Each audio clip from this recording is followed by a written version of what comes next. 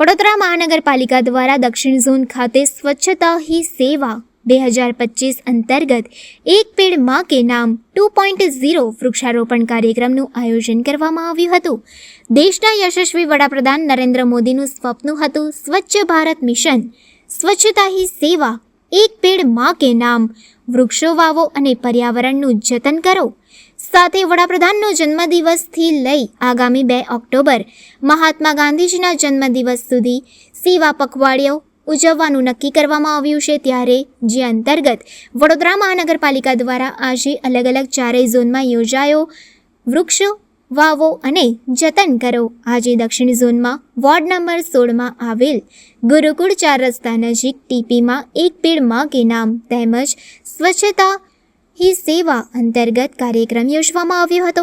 જેમાં વડોદરા મહાનગરપાલિકાના સ્થાયી સમિતિના અધ્યક્ષ ડૉક્ટર શીતલ મિસ્ત્રીએ તેમજ પાલિકાના દંડક શૈલેષ પાટીલની વિશેષ ઉપસ્થિતિમાં આ કાર્યક્રમ યોજાયો હતો.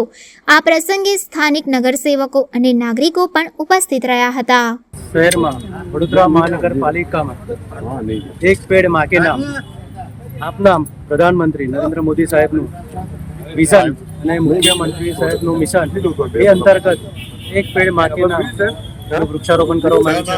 આજે ટોટલ વડોદરા શહેરમાં વડોદરા નગરપાલિકા તરફથી 7 થી 8 હજાર વૃક્ષો રોપવામાં આવશે અને વિવિધ વોર્ડમાં 1900 વોર્ડમાં આજે 100 થી 200 ઝાડનું બી વિતરણ કોર્પોરેશન તરફથી કરવામાં આવ્યું છે. એટલે તમારા માધ્યમથી વડોદરા શહેરની જનતાને એક અપીલ કરું છું કે તમારે કોઈ બી વૃક્ષ લેવું હોય તો ગાર્ડનમાં છે, નજીકમાં કોઈ કોર્પોરેટર શ્રી છે, સંગઠનની ટીમ છે, એના માધ્યમથી કોર્પોરેશનમાં એમના માધ્યમથી તમને વૃક્ષ જ્યાં રોપા છે એનું ગોઠવી બી આપવામાં આવશે.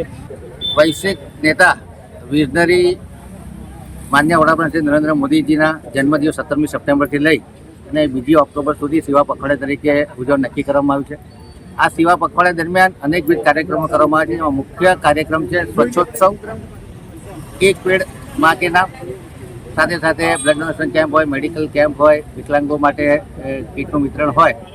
આ અલગ અલગ કાર્યક્રમો દ્વારા જે માનનીય વડાપ્રધાન શ્રી નરેન્દ્ર મોદીનું જીવન સેવા, સુરક્ષા અને ગરીબ કલ્યાણ માટે સમર્પિત છે.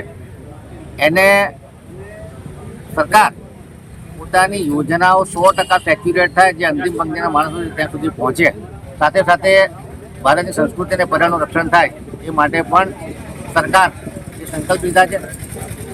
એક પેડ માં કે નામ 2.0 અંતર્ગત આજે 4 ઝોનમાં અલગ અલગ પ્લોટ આઈડેન્ટિફાઈ કરી અને મોટા પ્રમાણમાં વૃક્ષારોપણ કરવાનું આયોજન કરવામાં આવ્યું છે. આ 4 જગ્યા પર અર્બન ફોરેસ્ટ બનાવી અને છાણી એટલાન્ટિક જિલ્લાની પાછળ જે મિયાવાકી ફોરેસ્ટ જાપાનીઝ પદ્ધતિ એનાથી લગભગ 5500 જેટલા વૃક્ષોનું વાવેતર કરવામાં આવ્યું છે. ગુરુકુળ 4 રસ્તા પાસે પ્લોટમાં લગભગ 200 જેટલા વૃક્ષોનું વાવેતર કરવામાં આવ્યું છે આજે. એટલે કહી શકાય કે એક પેડ માં કે નામ અંતર્ગત એક કોર્પોરેશન આવનારા 2 વર્ષમાં 20 લાખ વૃક્ષો વાવવાનો સંકલ્પ લીધો છે. આવનારા 6 મહિનામાં 5 લાખ જેટલા વૃક્ષો વવાય એ પ્રકારની તૈયારી ચાલી રહી છે. અત્યાર સુધીમાં 1.25 લાખ જેટલા વૃક્ષોનું વાવેતર થઈ ચૂક્યું છે. આજે ગુરુકુળ 4 રસ્તા પાસેના પ્લોટમાં જે અર્બન ફોરેસ્ટ પ્લાન્ટેશનનું ઉદ્ઘાટન છે, ત્યારે આ પ્રસંગે અમારી વચ્ચે શહેરના દંડક એવા શ્રી શૈલેષભાઈ પાટીલ, એરિયાના કાઉન્સિલર શ્રી ઘનશ્યામભાઈ સોલંકી, સ્નેહલબેન પટેલ, તમામ અધિકારીઓ અને નાગરિકો મોટી સંખ્યામાં ઉપસ્થિત છે. અને આજના દિવસમાં 8500 વૃક્ષોનું વાવેતર થાય, જેમાં છાણી છે, ગુરુકુળ 4 રસ્તા છે, ભાયલી છે અને કિશનવાડી, આ 4 અલગ અલગ પ્લોટમાં 8500 વૃક્ષોનું વાવેતર કરવામાં આવનાર છે. આપના માધ્યમથી તમામ નાગરિકોને અપીલ કરીએ છીએ કે આવનારી પેઢીને જો ગ્રીન વડોદરા આપવું હોય, સસ્ટેનેબલ વડોદરા આપવું હોય, નેટ ઝીરો સિટી આપવું હોય, તો ક્લાઇમેટ ચેન્જના વખતમાં કુલિંગ સારું થાય, કાર્બન ડાયોક્સાઇડનું સિક્વેસ્ટ્રેશન થાય, ઓક્સિજન રિલીઝ થાય અને લોકોને આનંદ મળે, લોકોની હેલ્થ સારી રહે, એ માટે વૃક્ષારોપણ એ જ માત્ર રસ્તો છે. આવો આપણે સૌ ભેગા થઈ અને વૃક્ષારોપણના ડ્રાઈવને જન આંદોલનમાં પરિવર્તિત કરી વડોદરા શહેરની જે 17% ધરતી પર વૃક્ષારોપણ છે અને 33% ધરતી પર વૃક્ષારોપણ થાય અને મોટી સંખ્યામાં વૃક્ષો થાય, જેથી કરી અને પશુ પક્ષીઓને પણ રહેઠાણ મળે અને જમીનનું ધોવાણ પણ અટકે, જમીનની ફળદ્રુપતા વધે.